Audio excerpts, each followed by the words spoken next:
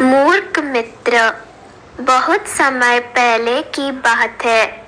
एक राज्य में एक राजा का राज था। एक दिन उसके दरबार में एक मदारी एक बंदर लेकर आया। उसने राजा और सभी दरबारियों को बंदर का करतब दिखाकर प्रसन्न कर दिया। बंदर मदारी का हर हुक्म मानता था। जैसे मदारी बोलता, बंदर वैसा ही करता था। वह आज्ञाकारी बंदर राजा को बांध गया।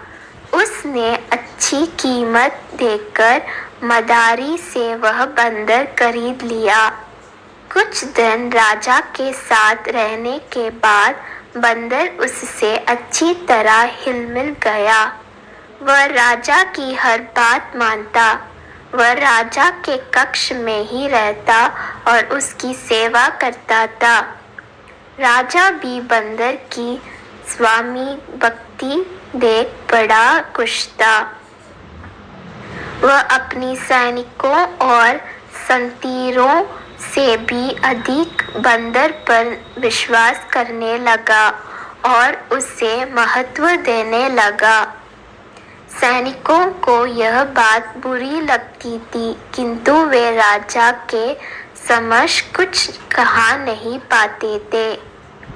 एक दोपहर की बात है। राजा अपने शयन कक्ष में आराम कर रहा था। बंदर पास ही खड़ा पंखा जल रहा था। कुछ देर में राजा गहरी नींद में सो गया। बंदर वहीं खड़े-खड़े पंखा जलता रहा।